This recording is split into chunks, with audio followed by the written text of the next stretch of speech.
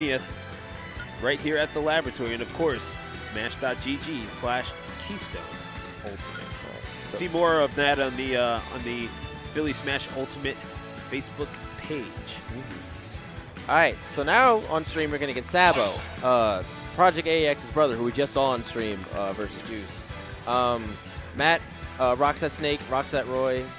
I think he's gonna rock the Snake this time versus the Palu, because I feel like Roy doesn't have that fun of a time against a character that defensive, especially when you have to get in super close against Palu. It doesn't really work that well.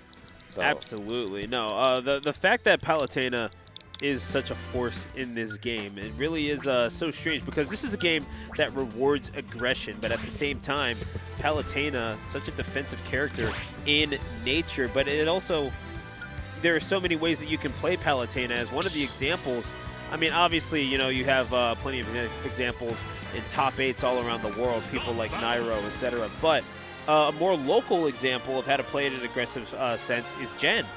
Yeah. Who is a friend from the House of 3000. Shout outs to New York. Jen, a relatively in-your-face Palutena, not afraid to get in your face with that wand in any sense of the word. He'll nair you until the sun comes up, and as we approach game number 1, we'll have to see which tact will be the one taken by JM1-3 as he looks to replicate some of his success from last week against Sabo. Yeah, all right.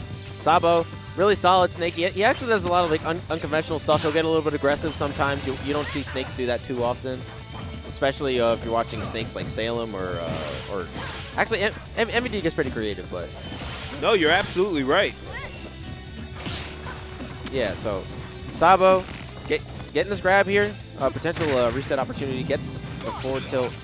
Nice juggle coming through, but not going to get too much damage off of it, and we're just going to reset to neutral here. And it should be interesting to see how JM1-3. It was, I believe it was him versus the Great Gonzalez in a winners final. Yeah, it was the mirror. I remember that. It was a little bit disturbing to watch. But yeah, definitely. The Palutena Ditto is not the most aesthetically pleasing one. Oh, however, nothing. That is a sight for sore eyes. That back air kill, and Sabo certainly going to be hurting after that. But he gets his revenge with the C4. I guess he's not hurting as bad as we thought, and that C4 going to get that kill. Down tilt 50%, catches the air dodge landing with that forward tilt. I'm really liking the baits coming from Sabo right now. Nice grenade. So an explosive matchup, to say the least, on paper. Certainly playing out that way as well. The up smash from Sabo. Auto reticles trying to send Sabo back, but you know what? I hope he enjoys those few extra inches he got from it. Oh, and there's a C4 again, just catching James on or Jordan on all of his landings. But Sabo gonna be looking for this kill soon. Not going to be able to do the down throw setup for a little while, but perhaps a read from it. I don't know if he's going to be able to get a grab on Palutena, though. Probably going to see something more mundane, like a back air or an F tilt at the ledge, something similar. So if you could not tell, Sabo likes him some Z drops. He does.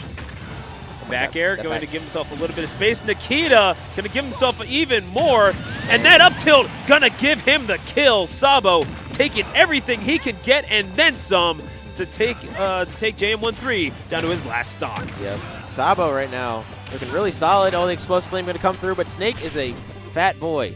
He is going to be just fine. The air dodge up to the ledge. I'm really liking this stuff from Sabo right now. Despite his high percentage, he's still sticking with his game plan. And, I mean, it hasn't stopped working. So, oh, but the back are going to come through. Catches the F tilt. Yeah, that shield is pretty darn heavy, and it will take the second stock off of Sabo. Ooh, interesting read. Trying to catch the air dodge right there from JM1-3, but not exactly what he needed at that moment.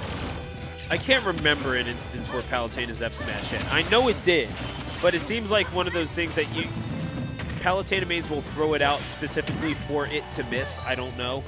Yeah. I know that's a bad take, but it does have a really good win box on it, but I don't think you'd intentionally miss it. Besides, the hitbox is actually much better than it was in the previous installment. Oh, I'm not trying to suggest that they intentionally miss it. I'm just saying I don't think I can't remember an instance where it hit. And that's just me, honestly. All right, nice back air coming out. Dash attack. Oh, the Nair going to come through. Not quite it yet. The up air looking. Yeah. Up air looking clean. That up tilt looking even cleaner. And Sabo going to disinfect that. Going to disinfect that last stock. Shine it up real nice. Hanging out to dry. Alongside that 1-0 lead he takes into game number 2. Yeah, he noticed that JM1-3 was trying to dash in a little bit too much, so he matched it with his own dash, threw out that up tilt, and got the kill. And if my memory serves me correctly, JM1-3 does not like Snake that much. He really does not like Snake, which might be one of the main reasons for this pick. You know, I can see why. Yep. That was made pretty evident in this game number game number 1, and as 2 starts up at Battlefield. I definitely see the thinking here, because if you're Palutena,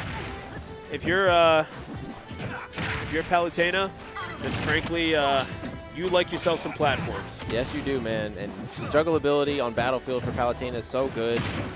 Then again, Snake does have a lot of things that he can do with the platforms. He can set up his grenades on it. He can set up his C4 on it, as you saw right there. The C4 actually hit from under the platform as well if you land on it. Punish that sharking. Yep. Getting hit by that explosive flame. This is working a little bit in the favor of JM1-3 at the moment, but I feel like Snake is pretty good at bringing back certain percent deficits, and this is definitely not big enough for Snake to have to worry that much, and unless you lose a stock like you do right there. Indeed, and now a knee to the face will certainly connect, and turns out from a master of tactical espionage combat or action, whatever. I kind of forgot the tagline for a second. Commentary is hard, people, is what I'm trying to say. Yeah. But basically, that knee is going to hurt, but man, getting thrown into the ground by the Goddess of Light can't exactly tip a lie. Nice back air going to get himself into it. Yeah, nice back air, take a shot. Yep. And oh my God. Sabo, no, I completely understand. I do it way too much. Hey, dude, I mean, every single commentator does it. Don't worry about that. Just like every single person runs into that C4. Death taxes in C4, apparently. Death taxes in C4. Oh, wow. The grenade actually into the Cypher. Sets him up at the ledge. Not going to get the hit he wants, but the grenade just resets to neutral. Drops to C4. I feel like JM1-3, this is not looking out for C4 the way that he should. He was actually almost in range of that one, and he just wasn't good reacting to it at all. He has, all right, Sabo has one at ledge right now. He can use it to his advantage, but, oh, gets the jump caught, and that's Explosive Flame getting the hit. Oh. Dash attack once again. Trying to get whatever advantage that he can on JM1-3. Letting the Nikita just fall. Ledge guarding simply not there. JM1-3 navigating that masterfully. Yeah, the forward air coming through, dash attack. Only one hit is going to take out JM1-3 stock here, but Sabo having trouble finding it in this wall of hitboxes that is Palutena. And that attack low on shield, not going to prove fruitful. However, Parried that up tilt tilt. bearing many fruits on that particular tree, and what else can Sabo do but take a bite out of it, as well as chomp down that second stop. Oh my God, yeah, that parry was so solid leading into that up tilt, and yeah, Sabo is suddenly out of nowhere just taking this lead into the grenade. No follow up, unfortunately, doesn't get the timing proper. Oh, and the C4. JM1-3 is not able to reset to neutral here. He's having so many issues just finding his place on the stage. After laying him down into that grenade, which has to be the most twisted version of the Princess of the Pea story that I've ever heard. Gotta say, I would think that Sabo would be keeping his distance just a little bit more at this juncture, and indeed, up and out, JM1-3 goes. Beautiful mix-up on the with the Nikita.